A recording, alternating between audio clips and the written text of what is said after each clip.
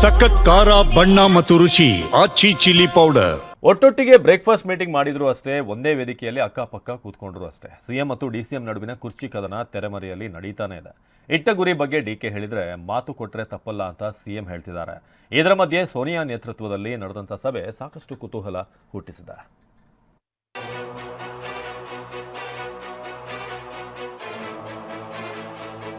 ಕೊಟ್ಟ ಮಾತಿನ ಬಗ್ಗೆ ಸಿಎಂ ಪ್ರಸ್ತಾಪ, ಇಟ್ಟ ಗುರಿ ಹೇಳಿದ ಡಿಕೆ.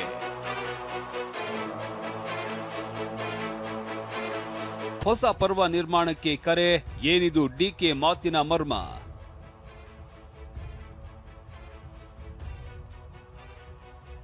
ಡಿಕೆ ಸಿಎಂ ಆದ್ರೆ ಆ ಸಂಪುಟದಿಂದ ಮಂತ್ರಿ ಆಗಲ್ಲ ಎಂದ ರಾಜಣ್ಣ.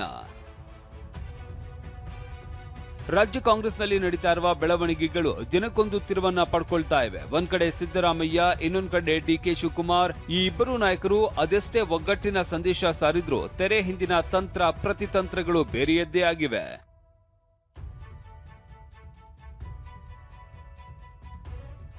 ಸೋನಿಯಾ ನೇತೃತ್ವದಲ್ಲಿ ಚರ್ಚೆ, ಅಂತಿಮ ನಿರ್ಧಾರಕ್ಕೆ ಬಾರದ ಹೈಕಮಾಂಡ್.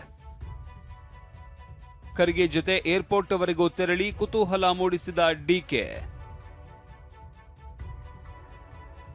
ರಾಜ್ಯ ಕೈಮನೆ ಪಟ್ಟದಾಟ ಹೈಕಮಾಂಡ್ ಅಂಗಳ ತಲುಪಿದೆ. ವಾರದ ಹಿಂದಷ್ಟೇ ಮಲ್ಲಿಕಾರ್ಜುನ ಖರ್ಗೆ ಸೋನಿಯಾ ಗಾಂಧಿಗೆ ರಾಜ್ಯ ಬೆಳವಣಿಗೆಗಳ ಕುರಿತು ವರದಿ ನೀಡಿದ್ರು.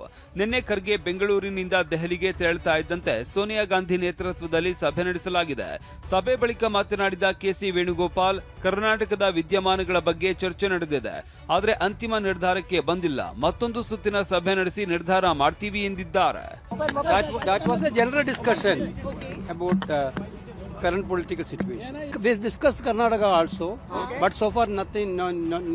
There will be another discussion about Karnataka. No. There is that's what I'm telling. Karnataka we discussed today, but nothing came out from that. We will discuss again. There, when Congress are united, very much is there. In Karnataka Congress also, unity message is very much is there. Don't worry about all these things. ನಿನ್ನೆ ಪರಿನಿರ್ವಹಣಾ ದಿನದ ಪ್ರಯುಕ್ತ ಖರ್ಗೆ ಅಂಬೇಡ್ಕರ್ ಪ್ರತಿಮೆ ಬಳಿ ಮಾಲಾರ್ಪಣೆಗೆ ಅಂತ ಬಂದಿದ್ರು. ಆಗ DK Kharge ಜೊತೆನೇ ಇದ್ರು. ಸಿಎಂ ಬಂದ ಬಳಿಕ ಖರ್ಗೆ ಜೊತೆ ಕಾರಲ್ಲಿ ಹೊರಟರು. HL ವರೆಗೆ ಮಾತುಕತೆ ನಡೆಸ್ತಾ ಸಾಗಿದ್ರು. ಈ ವೇಳೆ ಒಂದಷ್ಟು ಅಂಶಗಳನ್ನ ಖರ್ಗೆ ಅವರ ಗಮನಕ್ಕೆ ತಂದಿದ್ದಾರೆ ಎನ್ನಲಾಗಿದೆ. ಇಷ್ಟಾಗುತ್ತಲೇ ಸಿಎಂ ಸಿದ್ದರಾಮಯ್ಯ ಮತ್ತು ಡಿಸಿಎಂ ಡಿಕೆ ಹಾಸನಕ್ಕೆ ತೆರಳಿದ್ರು. ಹಾಸನದಲ್ಲಿ ಸರ್ಕಾರದ ಸೇವೆಗಳ ಸಮರ್ಪಣಾ ಸಮಾವೇಶ ಆಯೋಜಿಸಲಾಗಿತ್ತು. ಇಲ್ಲಿ ಡಿಕೆ ಮತ್ತು ಸಿದ್ದರಾಮಯ್ಯ ಮತ್ತೆ ಮಾರ್ಮಿಕ ಮಾತಿನ ದಾಳ ಉರುಳಿಸಿದ್ದಾರೆ.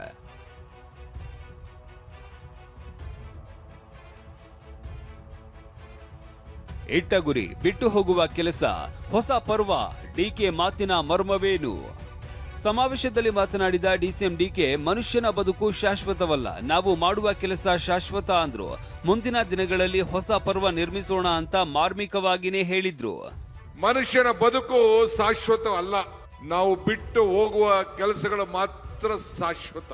ಮಾತು ನಿಧಾನವಾಗಿರಬೇಕು, ಕಾಯಕ ಪ್ರಧಾನವಾಗಿರಬೇಕು ಅಂತ ಹೇಳಿ ನಮ್ಮ ಹಿರಿಯರು ಕೂಡ ಹೇಳಿದ್ದಾರೆ. ನಾನು ಯಾವಾಗಲೂ ಒಂದು ಮಾತು ಹೇಳ್ತಾ ಇರ್ತೀನಿ, ದೇವರು ವರನೂ ಕೊಡುದಿಲ್ಲ, ಶಾಪನೂ ಕೊಡುದಿಲ್ಲ, ಅವಕಾಶ ಮಾತ್ರ ಕೊಡ್ತಾನೆ ಅಂತ ಹೇಳಿ ಹೇಳ್ತಾ ಇರ್ತೇನೆ. ಆ ಅವಕಾಶ ಕೊಟ್ಟಂತ ಸಂದರ್ಭದಲ್ಲಿ ನಾವು ಏನ್ ಮಾಡ್ತೀವಿ ಅಂತ ಬಹಳ ಮುಖ್ಯ. ನಮ್ಮ ಹುಟ್ಟು ನಮ್ಮ ಕೈಲಿಲ್ಲ, ಆದ್ರೆ ಗುರಿ ಮುಟ್ಟೋದು ಮಾತ್ರ ನಮ್ಮ ಕೈಯಲ್ಲಿದೆ. ಮುಂದಿನ ದಿನದಲ್ಲಿ ಮತ್ತೆ ಈ ರಾಜ್ಯದಲ್ಲಿ ಒಂದು ಹೊಸ ರೂಪವನ್ನ, ಒಂದು ಶಕ್ತಿಯನ್ನ ತುಂಬಿಸಿ, ಒಂದು ಬದಲಾವಣೆಯನ್ನ, ಪರ್ವನ್ನ ಮಾಡಲಿಕ್ಕೆ ನಾವೆಲ್ಲ ಸಜ್ಜಾಗೋಣ. ಇನ್ನು ಸಿಎಂ ಸಿದ್ದರಾಮಯ್ಯ ಸಹ ನಾನು ಮಾತು ಕೊಡಲ್ಲ, ಕೊಟ್ರೆ ಮಾಡೇ ಮಾಡ್ತೀನಿ ಎಂದ್ರು. ನಾನು ಮಾತು ಕೊಡಲ್ಲ, ಕೊಟ್ಟ ಮೇಲೆ ಮಾಡೇ ಮಾಡ್ತೀವಿ. ಮಾತು ಕೊಡಲ್ಲ, ಕೊಟ್ಟ ಮೇಲೆ ಮಾಡೇ ಮಾಡ್ತೀವಿ. ಯಾವುದಾದ್ರೂ ಸರ್ಕಾರ ಕರ್ನಾಟಕದ ಇತಿಹಾಸದಲ್ಲಿ ಕೊಟ್ಟ ಮಾತಿನಂತೆ ನಡ್ಕೊಂಡಿರ್ತಕ್ಕಂಥ ಸರ್ಕಾರ ಇದ್ರೆ ಅದು ಕಾಂಗ್ರೆಸ್ ಸರ್ಕಾರ ಅಂತಕ್ಕಂಥ ಮಾತುಗಳನ್ನ ಬಹುಶಃ ನಿಮಗೂ ಗೊತ್ತಿದೆ ಅಂತ ಅನ್ಕೊಂಡಿದ್ದೀನಿ.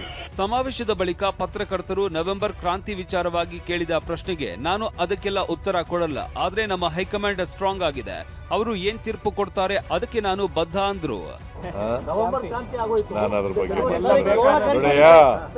High command is very strong. High command ಏನ್ ತೀರ್ಪು ಕೊಡ್ತದೆ ಆ ತೀರ್ಪಿಗೆ ನಾನು ಡಿ ಕೆ ಶಿವಕುಮಾರ್ ಬರ್ತೀನಿ. ಇನ್ನು ಸಿದ್ದರಾಮಯ್ಯನವರ ಬೆಂಬಲವಾಗಿ ನಿಂತಿದ್ದ ಹಿಂದುಳಿದ ಜಾತಿಗಳ ಶೋಷಿತ ವರ್ಗಗಳ ಒಕ್ಕೂಟದಲ್ಲಿ ಜಾರಕಿಹೊಳಿ ಕಾಣಿಸಿಕೊಂಡಿದ್ದಾರೆ. ಇಂಥ ಕಾರ್ಯಕ್ರಮ ಎಸ್ ಟಿ ಸಂಘಟನೆಗಳು ಪ್ರತಿ ತಿಂಗಳ ಮಾಡ್ತಾನೆ ಇರ್ತೀವಿ. ಸತತದ ಭಾಗ ಅಷ್ಟೇ. ಸಮಾವೇಶ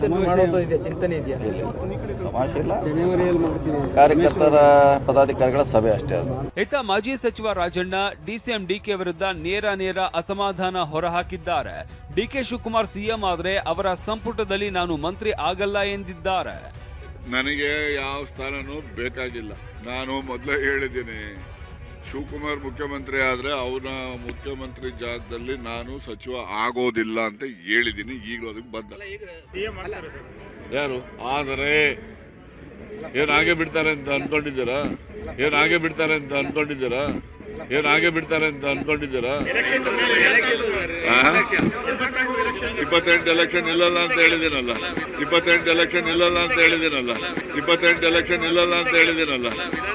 ಇನ್ನು ಕಾರವಾರದಲ್ಲಿ ಮಾತನಾಡಿರುವ ಸಿಎಂ ಆರ್ಥಿಕ ಸಲಹೆಗಾರ ಬಸವರಾಜ ರಾಯರೆಡ್ಡಿ, ಸಿಎಂ ಬದಲಾವಣೆ ವಿಚಾರ ಮುಗಿದ ಅಧ್ಯಾಯ, ಇನ್ನು 2.5 ವರ್ಷ ಸಿದ್ದರಾಮಯ್ಯನವರೇ ಸಿಎಂ ಆಗಿರ್ತಾರೆ ಎಂದಿದ್ದಾರೆ. ಸ್ವತಃ ಡಿ ಕೆ ಶಿವಕುಮಾರ್ ಅವರೇ ನಾನು ಮುಖ್ಯಮಂತ್ರಿ ಆಗ್ತೀನಿ ಅಂತ ಎಲ್ಲೂ ಹೇಳಿಲ್ವಲ್ಲ. ನನ್ನ ಪ್ರಕಾರ ನನಗೆ ಗೊತ್ತಿದ್ದ ಹಾಗೆ ನಮ್ಮ ಎದುರಿಗೆ ಯಾರು 2.5 ವರ್ಷ ಇದೇನು ಕಾಂಟ್ರಾಕ್ಟ್ ಅಗ್ರಿಮೆಂಟಾ ಇದು? Is it A business? ಇವೆಲ್ಲ ಆಗೋದಿಲ್ಲ. ನನ್ನ ಪ್ರಕಾರ ಸಿದ್ದರಾಮಯ್ಯ ಈಗ ಇಳಿದು ಬಿಡುತ್ತಾರೆ ಅಂತ ಹೇಳಿದ್ರೆ ಅದು ತಪ್ಪು. ಅವ್ರನ್ನೆಲ್ಲ ನಾವು 5 ವರ್ಷದ ಕಾಲಕ್ಕಾಗಿ ಆಯ್ಕೆ ಮಾಡಿದ್ದೇವೆ. ಇನ್ನು 2.5 ವರ್ಷ ಸನ್ಮಾನ್ಯ ಸಿದ್ದರಾಮಯ್ಯನವರು ಶಾಸಕಾಂಗ ಪಕ್ಷದ ನಾಯಕರಾಗಿರ್ತಾರೆ ಮತ್ತು ಮುಖ್ಯಮಂತ್ರಿಗಳಾಗಿರ್ತಾರೆ. ಇನ್ಮೇಲೆ ಮುಖ್ಯಮಂತ್ರಿಗಳ ವಿಚಾರದ ಇದು ಮುಗಿದೋಯ್ತು. ಯಾಕಂದ್ರೆ ನಾಳೆ 8ನೇ ತಾರೀಕಿಂದ ಬೆಳಗಾವಿಯಲ್ಲಿ ಅಧಿವೇಶನ ಪ್ರಾರಂಭ ಆಗ್ತದೆ.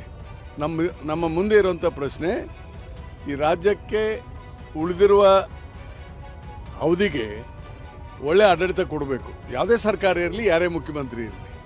ಅದಕ್ಕೆ ನಮ್ಮ ಮುಖ್ಯಮಂತ್ರಿಗಳು ತೀರ್ಮಾನ ಮಾಡಿದ್ದಾರೆ. ಈಗ ಮುಖ್ಯಮಂತ್ರಿಗಳ ವಿಚಾರದಲ್ಲಿ ಗೊಂದಲ ಯಾವುದೂ ಇಲ್ಲ ಮತ್ತು ಆ ಸ್ಥಾನ ಖಾಲಿ ಇಲ್ಲ. ಸಿದ್ದರಾಮಯ್ಯ ಮುಂದಿನ 2 ವರ್ಷಕ್ಕೆ ಮುಖ್ಯಮಂತ್ರಿಯಾಗಿ ಮುಂದುವರಿತಾರೆ ಅಂತ ನಾನು ತಿಳ್ಕೊಂಡಿದ್ದೆ. ಹೈಕಮಾಂಡ್ ರಾಜ್ಯ ಕಾಂಗ್ರೆಸ್ ಸಮನ್ವಯ ಕಾಯಿಲೆಗೆ ಅದ್ಯಾವ ಮದ್ದು ಅರಿಯುತ್ತೆ ನೋಡಬೇಕಿದೆ. ದೆಹಲಿಯಿಂದ ಮಹೇಶ್, ಹಾಸನದಿಂದ ಮಂಜುನಾಥ್ ಜೊತೆ ಪ್ರಸನ್ನ ಗಾಂವ್ಕರ್, ಟಿವಿ9 ಬೆಂಗಳೂರು.